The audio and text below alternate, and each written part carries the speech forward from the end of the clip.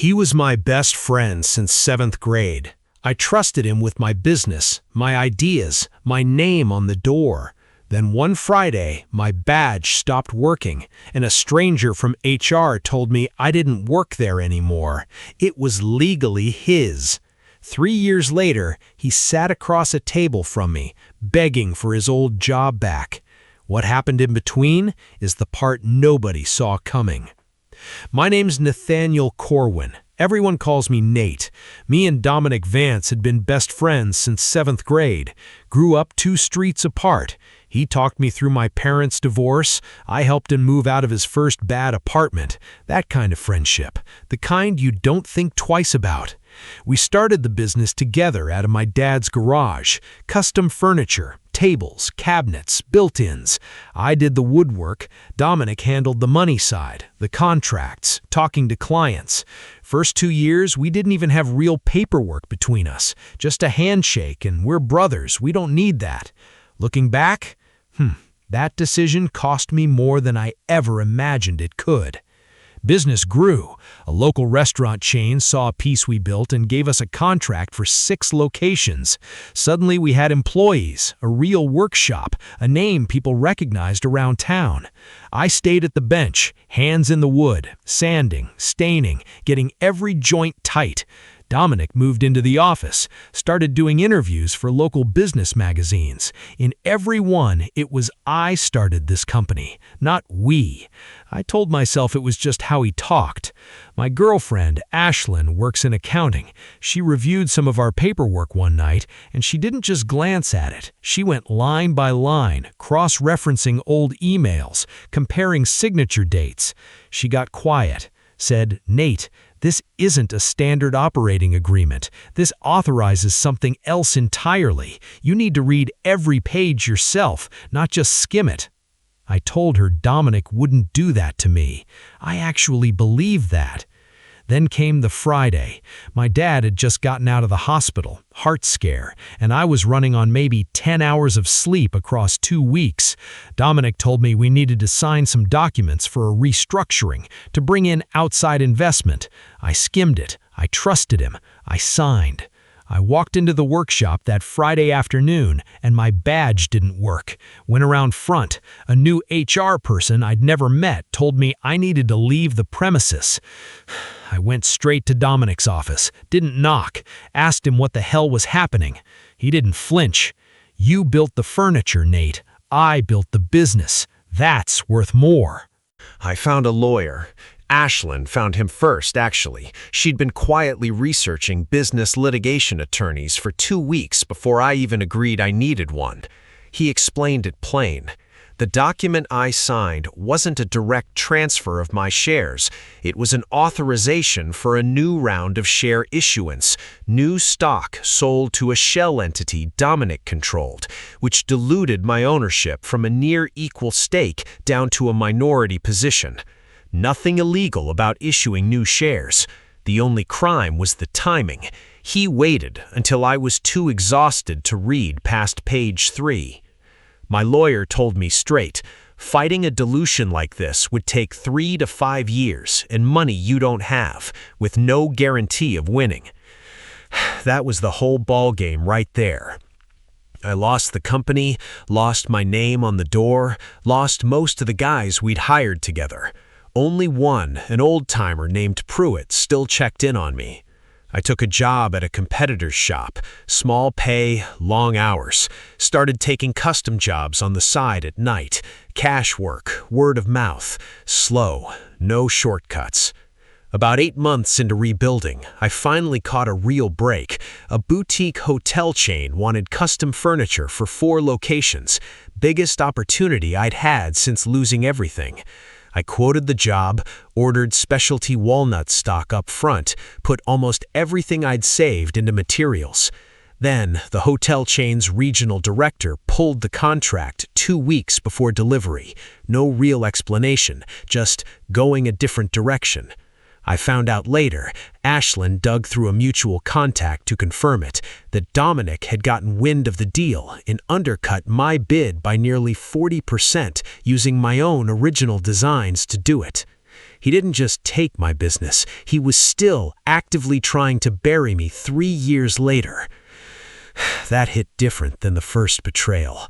The first one I didn't see coming. This one I did, and it still worked. I sat in my truck in that hotel parking lot, walnut stock I couldn't return, sitting in the bed, thinking maybe I just wasn't coming back from this one. I told Ashlyn that night, flat out, I want him to feel what I felt. She didn't argue with me. She just asked, quiet, and when he does, what does that actually give you? I didn't have an answer. Sat with that question a long time. Eventually I realized I didn't want to destroy him. I wanted to prove he was wrong about me. Those aren't the same thing, and it took me a while to understand that.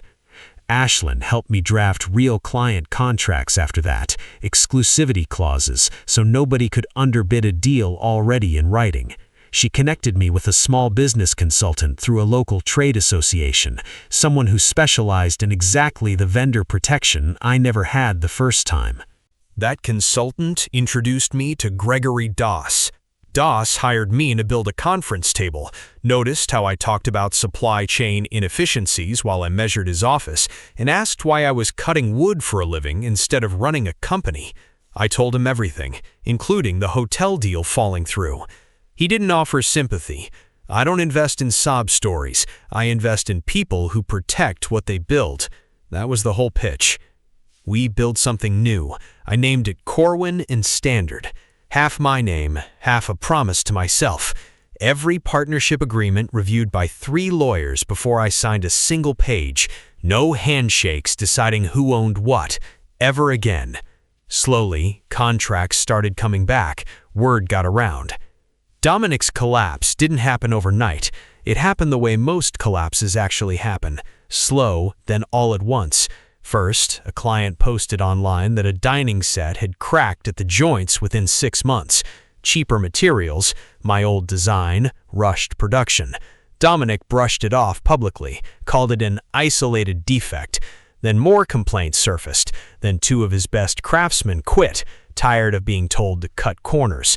Then a major hotel client, a different one this time, canceled a renewal contract over quality concerns. Then, the part that really sealed it, his bank denied him a line of credit he needed to cover payroll.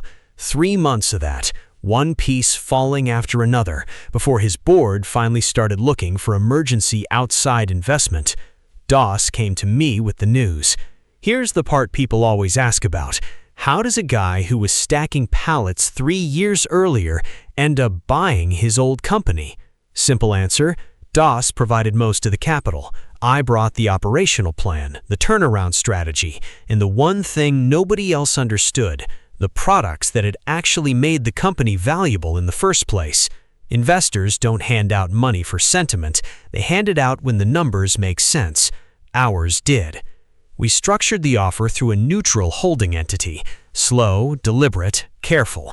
Then, about 3 weeks before closing, Dominic's lawyer asked one question that nearly ended everything: whether the buyer had any prior connection to the company.